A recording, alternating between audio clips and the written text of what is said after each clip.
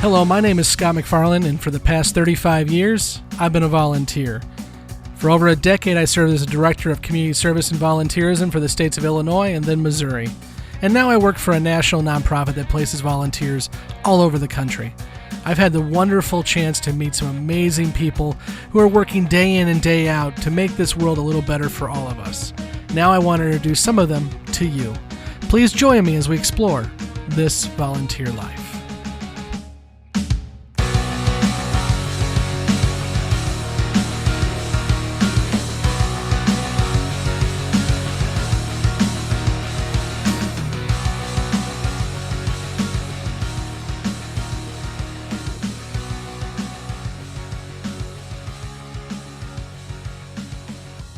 Hey everybody, today I want to introduce you to Mia Woods, who is a steadfast advocate for kids and an expert in mentoring of children. I think you're going to really enjoy hearing about her experiences and also about how you can be a difference in a kid's life. Enjoy! First thing I do with everybody is ask them to introduce themselves, but then also tell me about your first volunteerism experience that you remember. So my name is Mia Woods.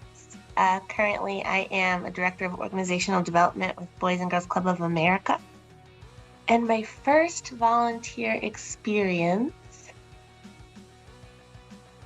I would have to say, and I don't know how with HIPAA and everything now, maybe things are different now, but my mom is a physician, but she's also a single mom. So I think she somehow parlayed that me and my brother would volunteer on weekends at the hospital. And we used to take patients, their trays, their food and things like that. Definitely probably not legit anymore, but I probably logged hundreds of hours on weekends doing that. A de facto candy striper is what you were. I don't think they have those anymore, to be honest. Yeah, I don't they definitely aren't 7 or 8 years old either. No, that's true. So I think when I was probably conscious enough to volunteer and had my own choice, it was something like at the library or something. So Mia, you have worked with Boys and Girls Club for a very, very long time. So tell me more about that. Very, very long. Oh, okay. Yeah, so, as long as I have known you, how about that? That's a good way to put it. So we call it the movement. I have been with the Boys and Girls Club movement inching up on 10 years. I started in Springfield, Illinois, which is where we met, at Boys and Girls Club of Central Illinois. And I had a stint at another awesome nonprofit, Big Brothers Big Sisters. And then I went back to Boys and Girls Club in Central Virginia, in Charlottesville, Virginia. And then I most recently have taken a position with Boys and Girls Club of America. So how did your path get you to where you are? I know you meandered a little bit around the country too, but how'd you get to where you are now? Yeah, so I always just kind of talk about how I fell in love with nonprofit and service work. And that is, I took a job in Springfield, Illinois, as the director for a transitional shelter for homeless women with children. And what I learned in that experience is that communities need connectors, communities need conveners, communities are always going to have issues and are always going to have need. But how can we match up people in need with services that are provided? How can we get them what they need? And how can we, as a community, continue to serve our fellow citizens? So that experience really taught me about that, but it also introduced me to the club, because every child that I served could also walk 2 blocks down the street and be served by the Boys and Girls Club. I just really got introduced to how meaningful the work that the club did was when I was on the outside looking in, how much they impacted the kids that I served and who were living in the shelter where I worked, and how impactful, sustainable adult relationships are for kids who are in need. So I kind of fell in love with the club before I worked at the club. And that's how I ended up here. Through the last 10 years, I think that the things that I naturally gravitate towards have led me to the position I'm in right now. So I don't do any direct youth service right now, but I support organizations so that they can continue to do that work. So the things that I love, organizational development, leadership development, staff development, strategic planning, those things that get my fire going and get me really excited, I've found a way to make sure that they can impact communities. So I work with the states of Missouri, Illinois, Iowa, and Nebraska. So I work for clubs in those states. You know you're an odd duck when strategic planning gets your fire going, but I hear you. Totally jazzed. So I also know that you're a volunteer yourself. So tell me a little bit about what you do outside of your work time. Yeah, and I think and you can probably appreciate that. It's kind of an odd question for people who devote their life to service. So your employment is service of others. Um, but I just think it's important that you fill your free time with that service to others. So much of the work at Boys and Girls Clubs across the nation is dependent on volunteers and community partners who care about giving back. And I think that not only is it a tremendous model for my kiddo, so I want her to always feel like service to others is important. Um, but almost everything that you do in your community relies on volunteers. So right now, one of the things that I'm most proud of with this new move is that I volunteer at my public library. I am a total book nerd, and would read all day if I could get paid for it and not have to write reviews. Um, but the public library doesn't work without volunteers either. Your local sports teams for kids don't work without volunteers. The Boys and Girls Club doesn't work without volunteers. AmeriCorps is all volunteers.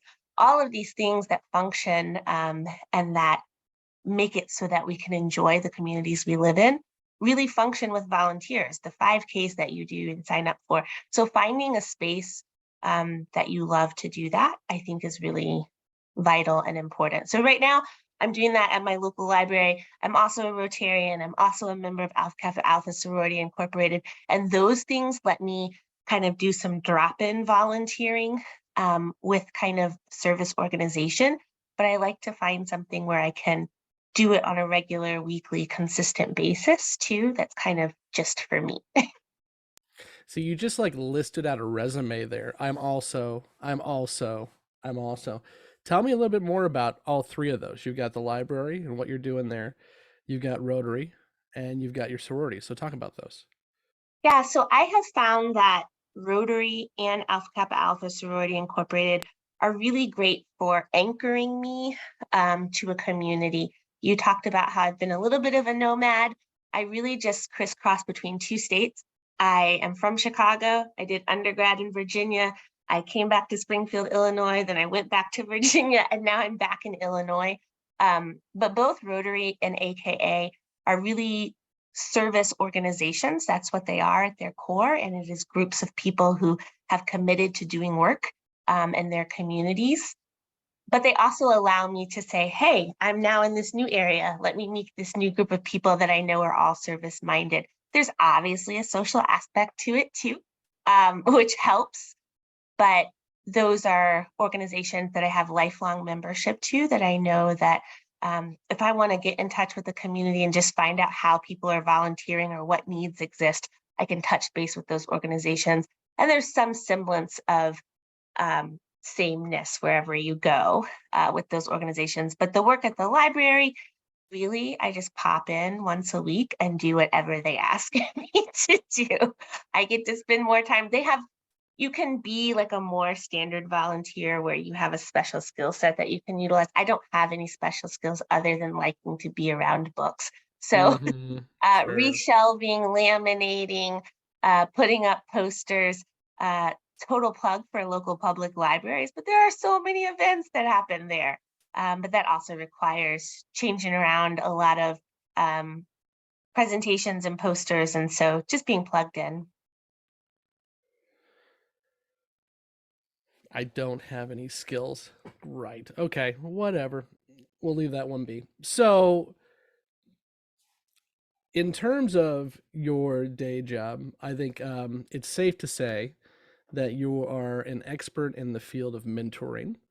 And I think that's an area of volunteerism that we need a lot more help in than what we do have now. So, can you talk a little bit about mentoring in general? Why is it so important, and where are we falling down nationally when it comes to mentoring?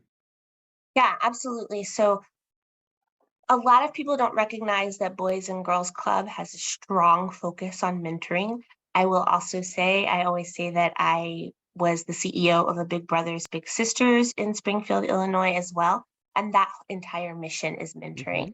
My time there gave me a really great appreciation for what is involved with professionally supported mentoring in order to keep kids safe, in order to help foster those relationships, and in order to make them sustainable.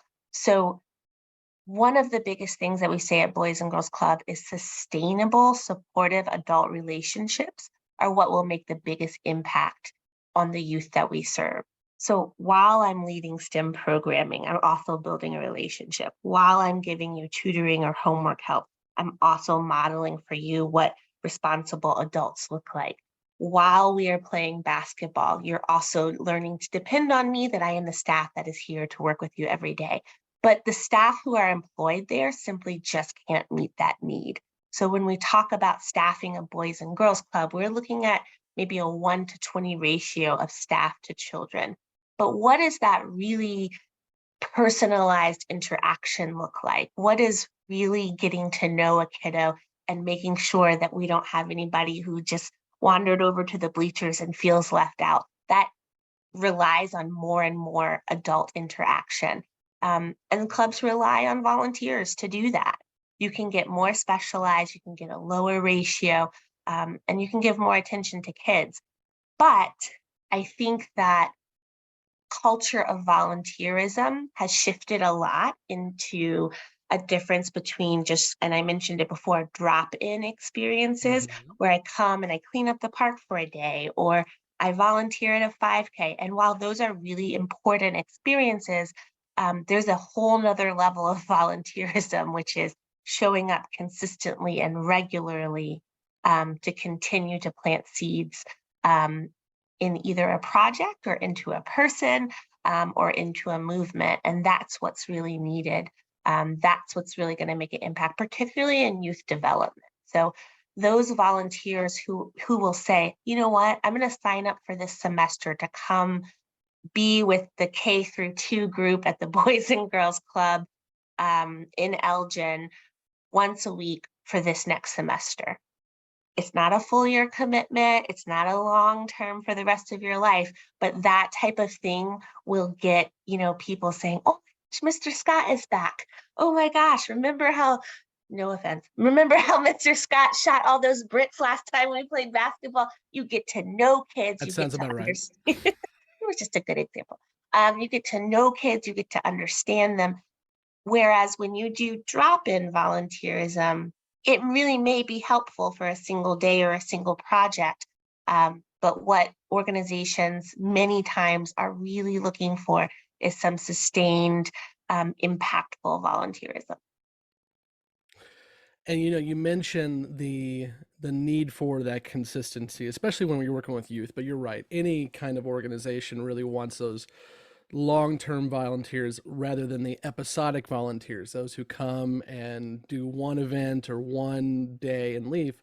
However, I think we're seeing nationally, especially with this new generation, Gen Zers, who are getting much more involved, they tend to be more episodic. Right. They tend to be the ones who like, I'm not here for your mission. I'm here because I think this one thing is important to me. I'm going to go do it, but I'm not tied to you and your organization. So next week, I may want to, instead of working with kids, I may want to work with green energy or whatever. And so they're much more, and this is not a negative, it's just what they do and who they are.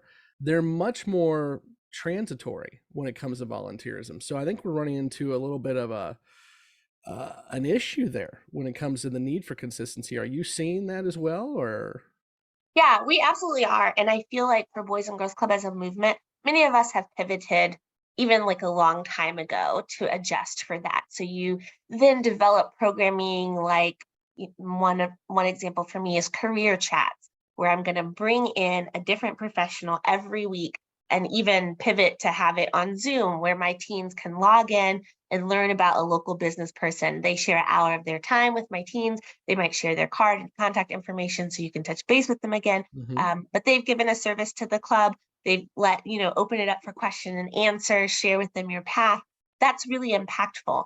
Um, but there is still this need for this long-term volunteerism. And honestly, the long-term volunteers are kind of an aging population. You're Yes. right. We're not seeing like late 20s, 30s to 40-year-olds doing that. And some of that has to do with how people work these days, too. Some of that has to do with, are we targeting a more retirement age to come in and do that regular long-term volunteerism? But kind of spreading the word and making sure that people understand that that need does still exist, I think is one of the things that I'm grateful for you for doing, and kind of just keeping volunteerism on people's radars. I think there has also been a huge focus on monetary donations. And, Hmm. the last 2.5 years have ravaged volunteerism as well. When we close our doors for services to our members at Boys and Girls Club, we're also closing our door to volunteers. When we bring back only, necessary employees and we have to distance our kiddos for a whole year, that also means like any non-essential people can't be in the building, which also includes volunteers. So we all know how hard it is to manage volunteers, and then you take a break from them for 2 years. We Hmm. started off with a whole new crop. We had to just reintroduce ourselves to any and everyone. And during that time, people found new things to support or they got out of the rhythm of volunteering. So COVID was really a volunteerism restart. And I'm honestly just digesting all of this right now. We all are. Well, it's a catch 22 though as well because organizations like yours are having to rebuild, for lack of a better term, from the pandemic at the very same time that the youth that you serve need these services more now than ever Yeah. because they had 2 years where they didn't have the structure of being in a classroom every day for many of them. They had 2 years where maybe mom and dad were not working. And then food insecurity becomes even more of an issue than what it already is. So it's just compacted, and the trauma that these kids faced is something that we cannot even imagine. But now they're having to deal with organizations who are also having to come back online, even a year later from the peak of the pandemic. So, are you seeing issues with that in terms of the kids being farther behind than what they were or needing more services than what they needed before the pandemic? Yeah, so we definitely are seeing, I mean, across the nation. And so I'm based in the Midwest. So for Midwest for sure, but I hear this from my partners all across the nation for Boys and Girls Clubs. Um, we definitely know that our kids are behind academically. We know that from our school partners. We know that from the tutors who work in our clubs and academic supports who are then again working with our school districts. But what we're also really seeing are intense behavioral needs from our kids that are Mm-hmm. unlike from before the pandemic. So the issue there is that your nonprofits are also really struggling with staffing. Um, I spoke about a ratio before, meaning how many staff do you have to kids? And there is a need to really bring that down to meet the behavioral needs of the kids that we're seeing. We have kiddos who don't know how to socialize, who are not used to being, you know, doing a full 10-hour day. We're talking 8 hours at school, then you're at the club after school. We're finding that we need to make up for academic slide in an Mm-hmm. after school setting. That's a really long day. But also, if we haven't established those social skills, we're still 2.5 years out but we just haven't caught up. And so there's a need for more social emotional learning. There's a need for more behavioral support. There's a need to have additional social workers in our nonprofit settings, but staffing has just been really hard. So bringing it back to volunteers, that is a place where volunteers can really come into play, is just to be another set of hands and eyes and ears. It doesn't necessarily require specialized skills in a lot of settings. Obviously, I'm speaking from the club setting, but it doesn't have to be someone who's like, hey, I'm going to run a robotics program. It's just more so, I'm here to bring the ratio down so that kids can have an enjoyable time. Because when I have a group of 20 kids, and 3 of them get into a fight or not physical fight, but if I start to have a disagreement and none of us have the social skills to bring that temperature down, and 3 of those incidents start happening in one 20-person setting and just one staff person, one, we're having a hard time staffing, but then 2, the dynamics of our kiddos these days are really, it's causing staff burnout, so we have to then infuse more into staff training, infuse more into the social emotional wellness and health of our staff members as well. It's really causing nonprofits to stretch in really wonderful ways, but it's also really hard. And the longer it takes for us to catch up, the more our kiddos suffer. So trying to be everything all at once is really difficult. Well, come on. That's what nonprofits do, right? Be everything all Everything at all at once. once. Yeah. That's the job. So you mentioned also too that your volunteering base is aging, like many. So what are some of the groups of individuals that, and don't get me wrong, we can use anybody of any skill set, any background, volunteer, please. But what are some of the demographic groups that really we need to volunteer more that aren't right now? I really think that age range 35 to 55, and then also young Black male Mm-hmm. mentors. That's pre-pandemic, but Mm-hmm. even more so now. Um, when we think about kiddos seeing themselves in successful people, and what is success? But success can also be just having, you know, time to give back to others. So we want our kids to see themselves, and what does that mean to support your community? We want our kids to understand that people care enough to show up. Um, Something really amazing I heard from one of the boards that I work with recently, it was around donations, but then we extended it to volunteer hours as well. This aging population of volunteers that we have, so let's say we have retirees who are 65 and older, they're coming in to support the club. Um, Bring your child along. Start to say Mm. to your adult child, hey, I'm going to the club. I volunteer once a week. Why don't you come with me once a month? That works for donations as well. But to say, why don't you come along with me? The other thing that's starting to gain some popularity is businesses using that as kind of a retention tool, allowing for volunteer hours. We all know companies that did it before, and they were kind of like the pinnacle of awesomeness. But using that now is something that companies can do to um, retain employees in this really difficult employment stratosphere, even to do bonuses around how much employees volunteer, to have that be a camaraderie building thing, to kind of everybody volunteer at one place or allow for people to volunteer wherever they want to.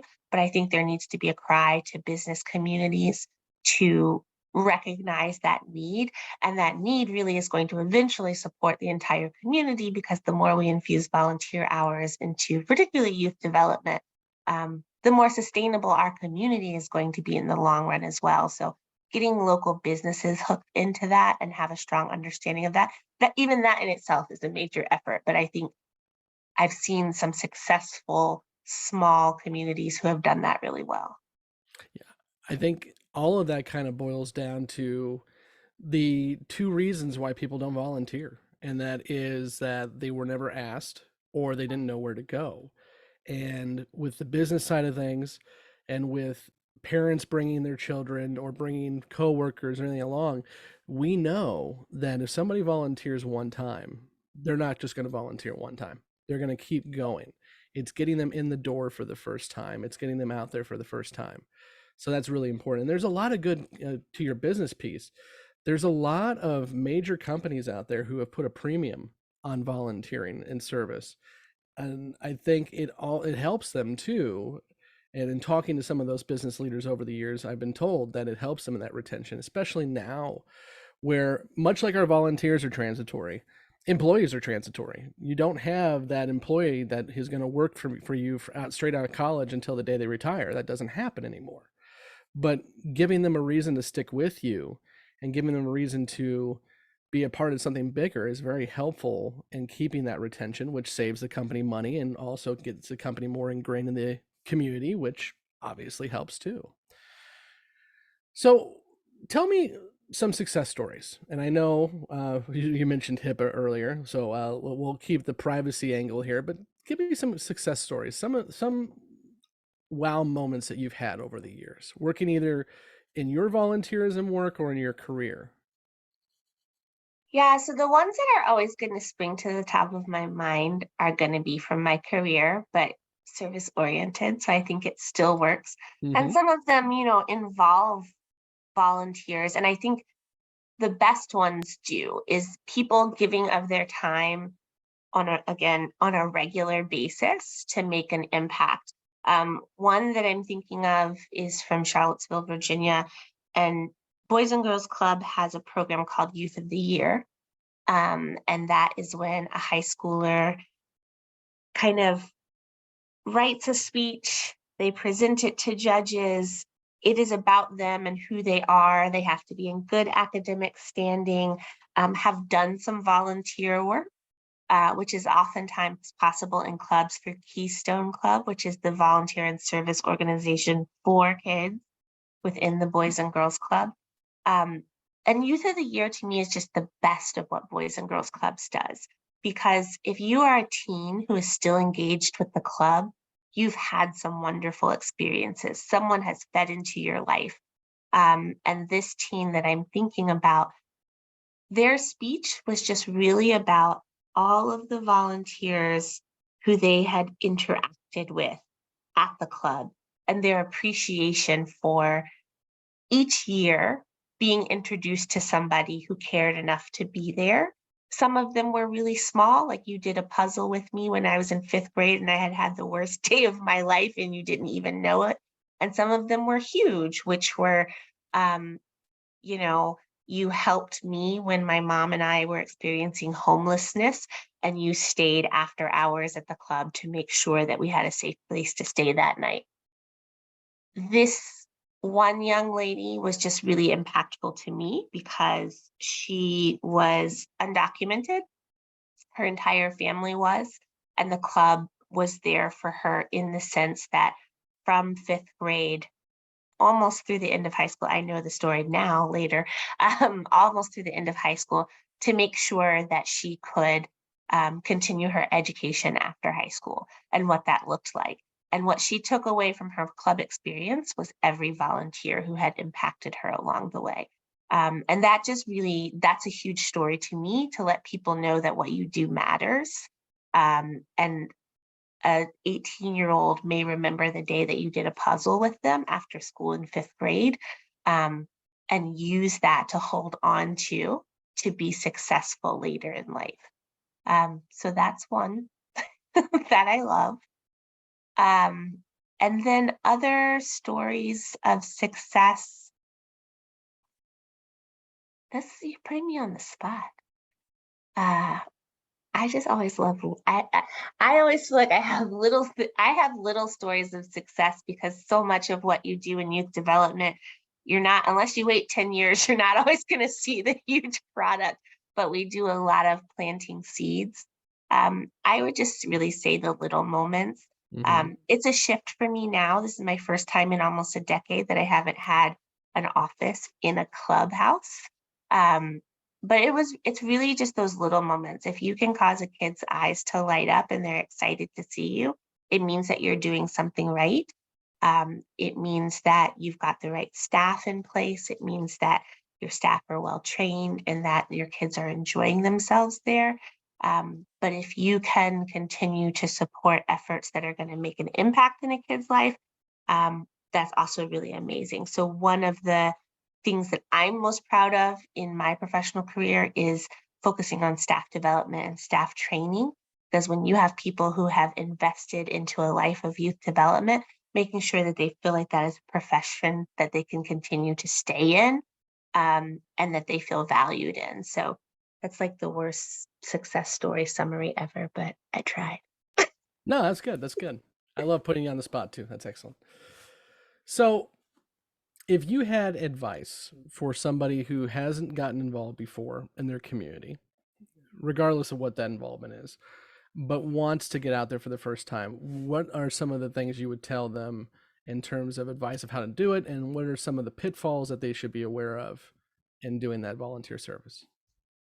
I touched on it a little bit before, but at this stage of my life, I really have come to recognize that volunteers are needed in every space that exists, in your community. So I found my way to my local library because I like to read and I utilize its services all the time. So find something that doesn't feel like work to you. Find something that also brings you joy at the same time, and just ask. You mentioned that the one of the number one reasons that people don't volunteer is because no one asks them.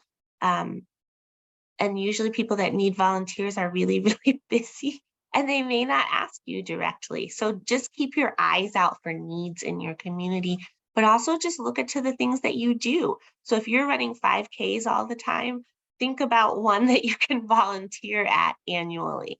If you notice that your neighborhood is strewn with trash, think about a way that you can in an organized fashion contribute to the cleanup effort in that. Are there organizations already doing that?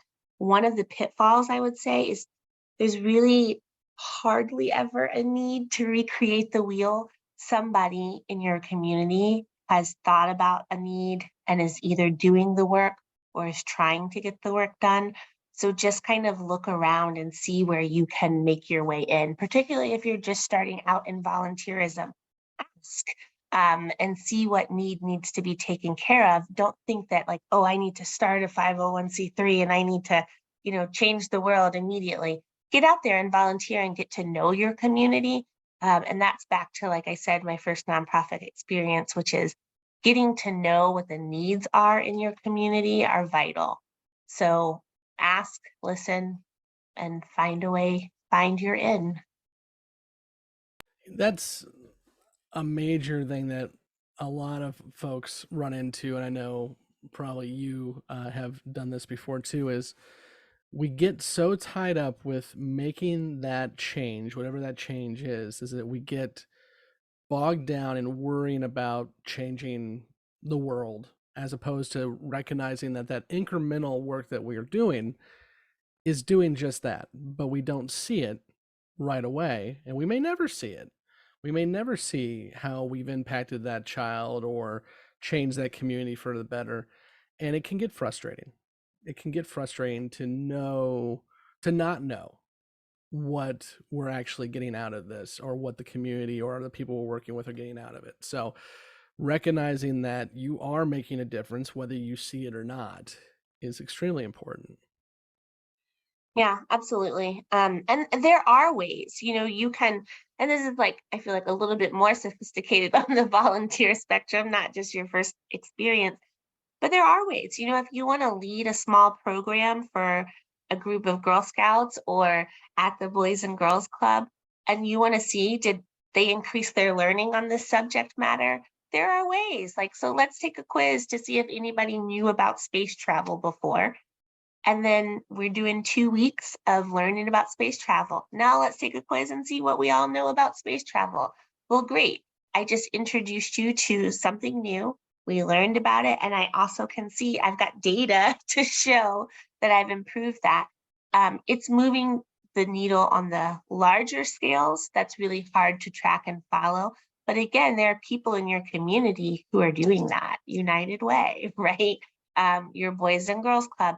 You can ask organizations for their annual reports. You can ask them for what data they track. that's another way to figure out how you fit in. So if one of those figures is,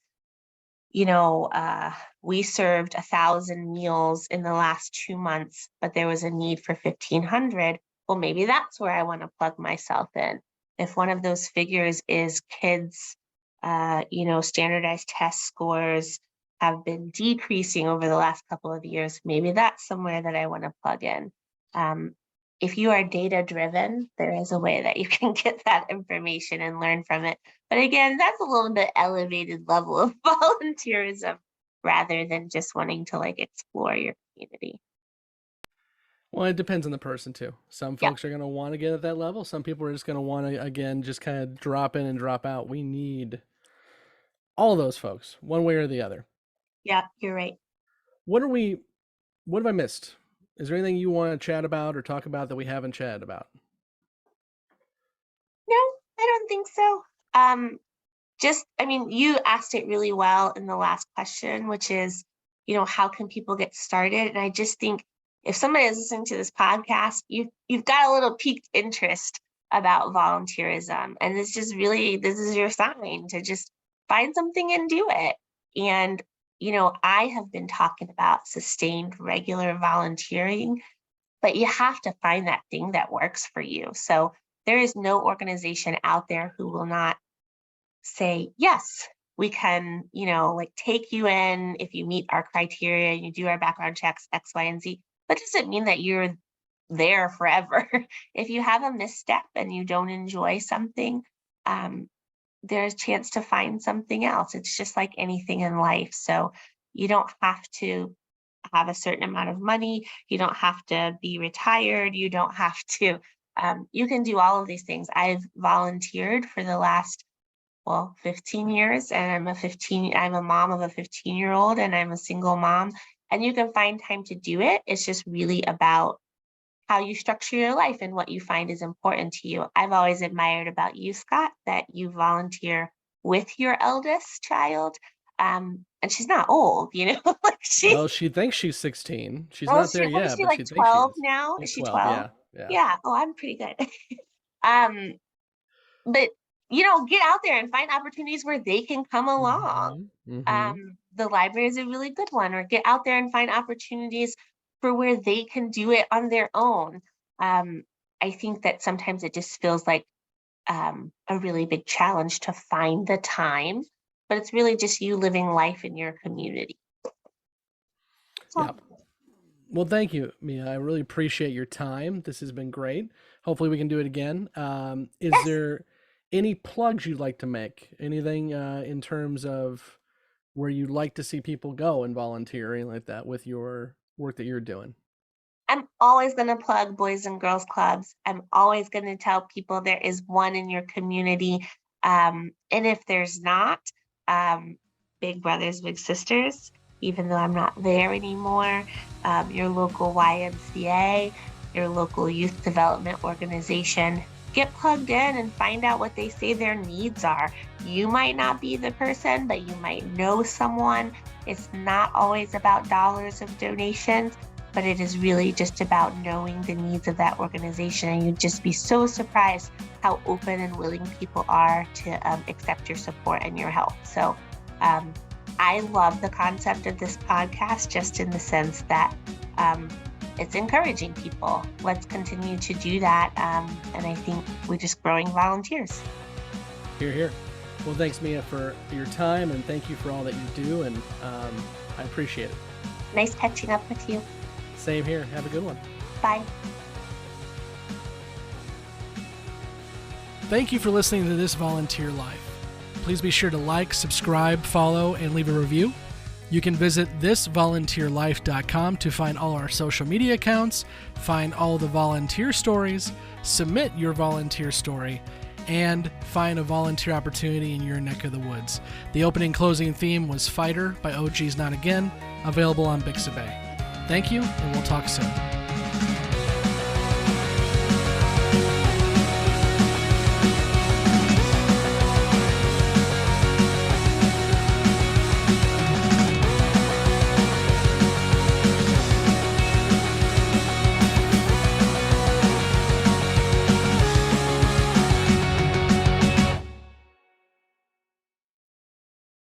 Absolutely.